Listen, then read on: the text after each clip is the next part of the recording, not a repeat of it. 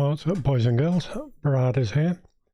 What we're going to do today is we're going to get a random object or item appear via a state event, and we're going to trigger that state event via a bailout or crash. So let's get the items out. Where are we? I want to go to Trials, Fusion, General. Let's get numbers out. Put them on the driving line, make life easier. So just going to get these going 1 to 10. Actually, I wanted to change that while I was there. There we go. It just saves going back through them. So I should have prepared this earlier, really, shouldn't I?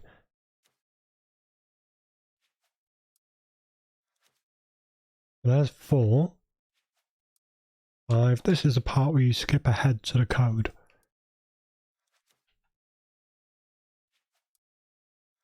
Almost there.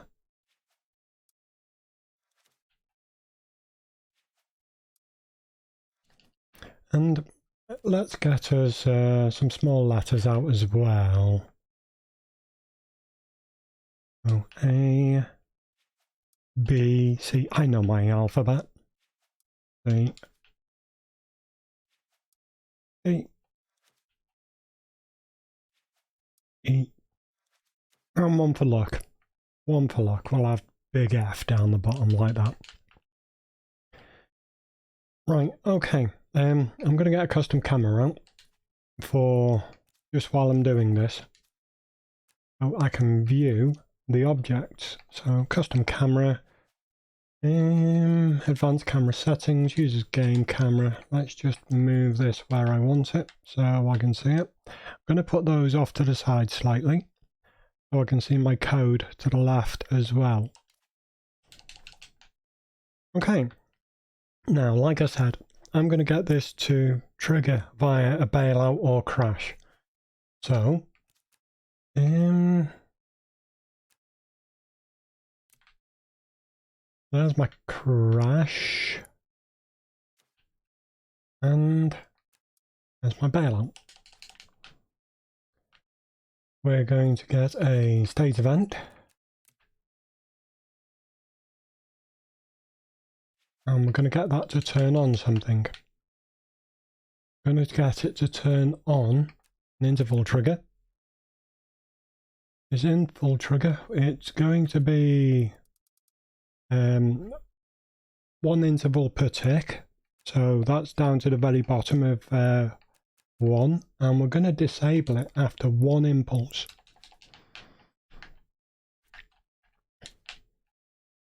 What we're going to do then is, hold on, I've got my notepad up here because I built this before just to make sure I was doing everything right.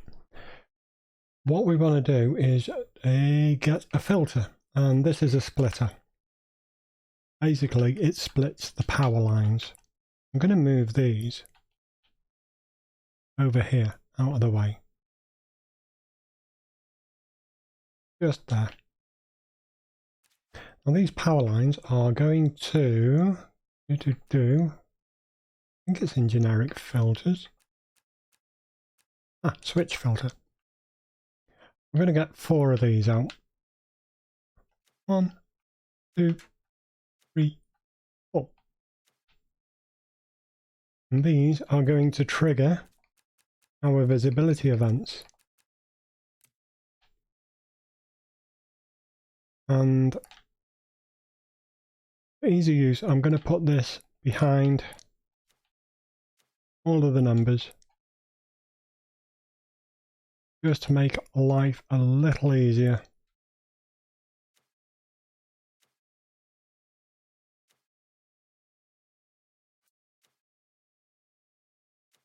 I think so. Now, what we want to do, let me think, how did I set this up? That's right, yes. We want to get from our data sources,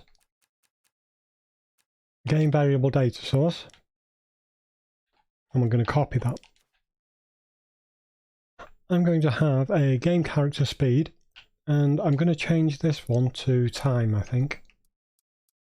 time. Now you can change these to anything you want, whether it's character speed, time, or whatever's available. However, if you change it to something static like a bike ID, that's not going to help with what we do with a random, because we're going to get a random one to appear. So we've got character speed and time because they're variable. We are going to go to our operations and we want to input operator. And basically it just means add, multiply, subtract two numbers together. I'm going to leave it as add.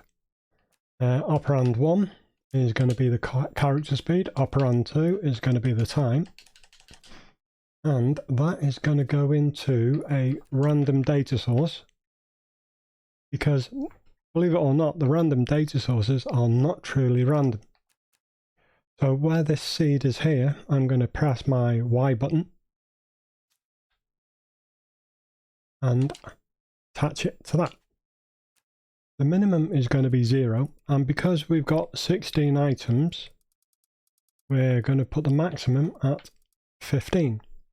The interval down to its lowest. Okay, now over to these things.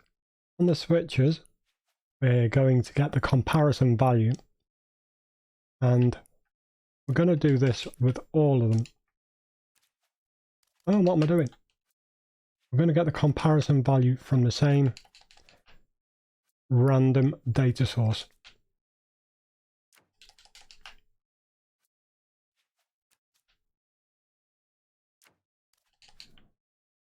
Right, the top one is going to be 0 to 3. This one is going to be 4 to 7.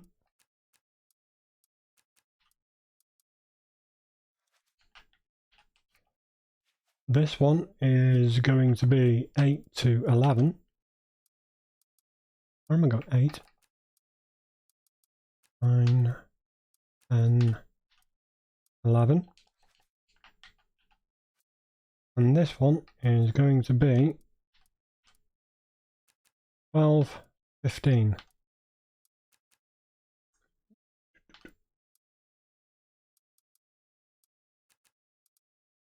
Now, we do include the number 0 with this. So it's going to do the 0 through to the F, which is in total 16. Right, we're going to disable the impulse as well. Do that while I remember. So we want the crash or the bailout to trigger the state event. The state event is going to tell the impulse to turn on for 1 tick. The impulse is going to send a power line to the splitter, and the power line is going to be sent to these switches.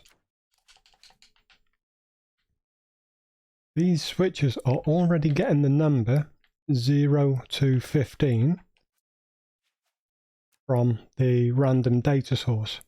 So if it falls within 0 to 3, that top one will activate. If it's 4 to 7, that one will activate. If it's 8 to 11, this one will activate. And if it's 12 to 15, the bottom one will activate. Now with these switches, what's good is, per number, you can activate a different thing. So on 0, we'll activate this one. On 1, this one, and we're going to go so on and so forth doing this. And my phone's going. Shut up. God, that is loud. Ugh. Where was I? Right, so I've done 0 to 3. I hope that didn't deafen you. It fucking deafened me. Right, anyway. 4, 5, 6, 7.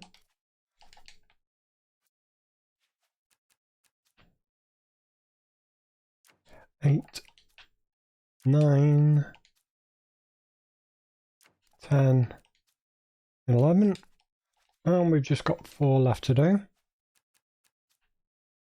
which is going to be C, D, E, and the F at the bottom. We are setting these to visible, so we'll just grab all of these.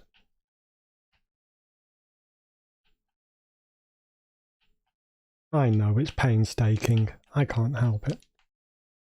If I'd thought about it, I would have placed those cards further back so I could grab all these using an area selector, but hey, all done now. Right, they're all invisible.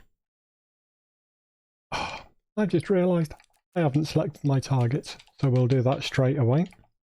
The visibility events are going to turn these on. Did I? Yes. I'm going to turn these on individually.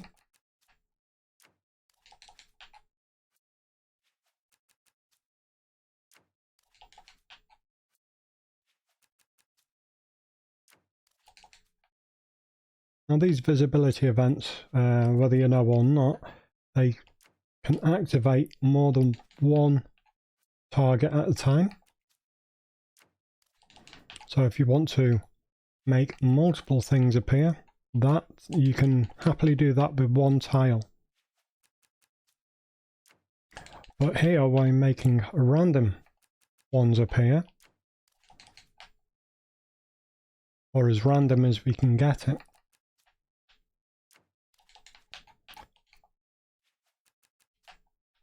And that's why we are highlighting them all separately.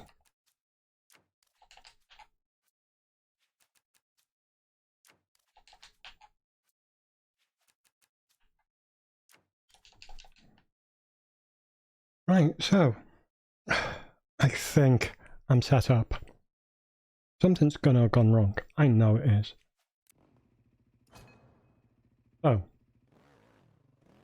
So far so good. You can see the random number changing, and above the random number you can also see the selector doing random things, because I'm at a different part in the driving line and I'm doing a different speed, so that's forever going up and down and making the random data source even more random than what it would be normally. And then as we drive and bail out, we get a 9. Bail out again, B. Bail out again, 3. Bail out, oh, D, 2, D. That D light's coming up, doesn't it? And yeah, it's different every time, in theory. And that time I got nothing. Why did I get nothing?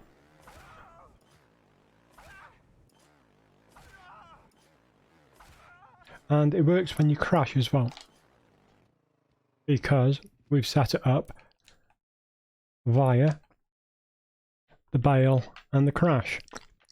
So just going through this again one more time. If you crash or you bail, you turn on the power to these 4 items.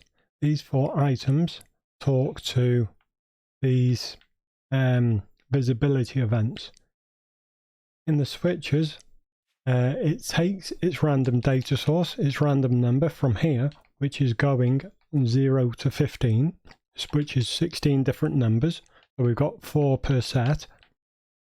And that information is getting itself from the addition of that. You can use multiplication or subtraction or whatever you want. And we're getting the information from the character speed and the time on the track. So if we're on the track for longer, the number's forever going higher. And the faster we're going, the number's going higher. But they're forever changing, because you're not going to be going top speed all of the time. And if you crash, the number appears. Anyway, I'm done. I probably haven't made much sense on what is happening or how it happens, but that's how you set it up. Anyway, I'm done. I'm out of here. I'm going to listen to this back to make sure my phone wasn't too loud, and then we are done. So yeah, thanks for watching, and I'll catch you again soon. Bye bye.